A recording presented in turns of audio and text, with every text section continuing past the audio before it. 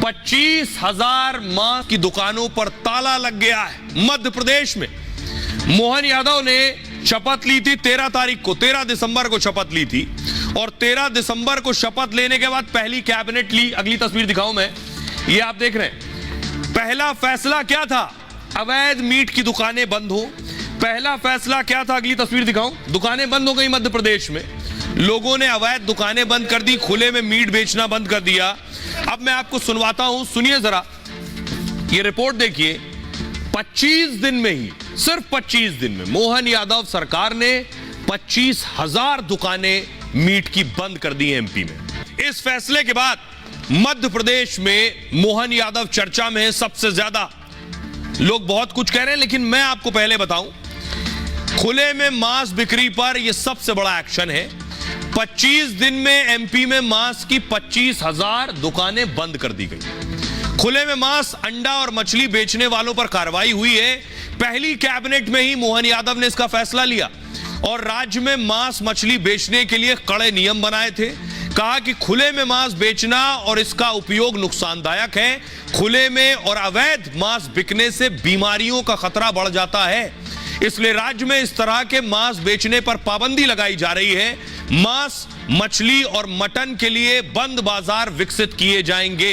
बंद बाजार मतलब बंद दुकानें, ढकी हुई दुकानें, खुले में न बिके।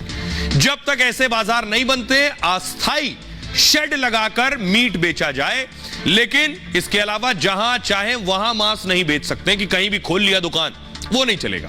मांस बेचने के लिए सरकार के नियमों को पूरी तरह से पालन करना होगा। स्कूल, कॉलेज और सार्वजनिक स्थलों के पास मांस बिक्री पर पाबंदी है। धार्मिक स्थलों के 100 मीटर के अंदर मीट दुकान नहीं होनी चाहिए। मीट मछली की दुकान का लाइसेंस और पुलिस की मंजूरी होनी चाहिए।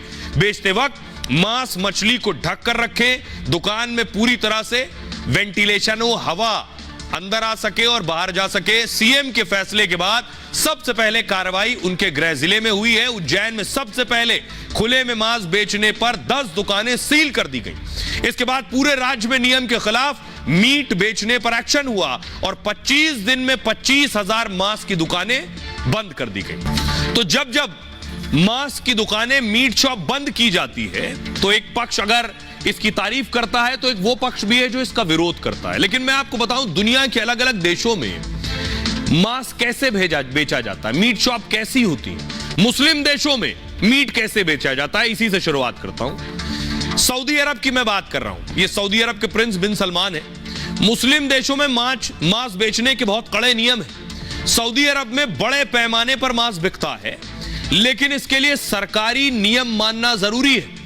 मांस बेचने से पहले उसकी गुणवत्ता परखी जाती है। ज्यादातर डिब्बाबंद या खास पैकिंग के साथ बेचा जाता है। खुले में मटन, चिकन जैसे मांस की बिक्री नहीं होती है। यूएई चलिए, यूएई में भी मांस बेचने के लिए कड़े प्रावधान है। यानी दुबई में, अबू धाबी में मीट दुकानों को खाद्य सुरक्षा का पालन करना जरूरी होता है। इनमें खुले में मांस मछली बेचना प्रतिबंधित है। यह भी तय करना जरूरी है कि मीट की गुणवत्ता सही हो। खराब मीट बेचने पर जुर्माना और दुकान सील हो जाती है। भारत में भी 2011 से खाद्य सुरक्षा मानक अधिनियम लागू है, जो देश में खाने की गुणवत्ता और सुरक्षा सुनिश्चित करता है। इसमें मांस बेचने के लिए भी खास नियम और प्रावधान है। इसमें दुकान के सामने मांस के प्रदर्शन पर पाबंदी है। आपने देखा होगा बहुत सी मांस की दुकानों पर ऐसे ही टांग दिया सामने खुले में, आदमी घबरा रहा है, निकल नहीं पा रहा है वहां से। यह सब बंद किया गया। मतलब खुले में मांस बेचने के बजाय ढका होना जरूरी है। काटने के 3 घंटे के अंदर मांस को बेचना अनिवार्य है। मांस की दुकानों पर लोहे की जगह स्टील के उपकरण हो। मीट दुकानों को प्रशासन से लाइसेंस और मंजूरी लेनी होगी और इसका पालन करना हर राज्य सरकार की जिम्मेदारी है। ये सारी चीजें अब लागू हो रही हैं। सिर्फ एक फैसला नहीं जो चर्चा में है, एक और फैसला मैं आपको बताऊं जो इस वक्त मोहन यादव का सुर्खियों में है, वो है लाउड स्पीकर। मोहन यादव ने लाउड स्पीकर उतरवाने भी शुरू कर दिए हैं, क्योंकि ध्वनि प्रदूषण हो रहा था। जिसका जितना मन था उसने उतने स्पीकर लगा लिए, माइक लगा लिए और उतना ज्यादा शोर। एमपी के सीएम ने लाउड स्पीकर पर भी सख्ती दिखाई। धार्मिक स्थलों पर तेज लाउड स्पीकर पर रोक लगा दी। करीब 700 धार्मिक जगहों से लाउड स्पीकर हटाए गए हैं। आने वाले दिनों में यह संख्या 1000 के पार जा सकती है।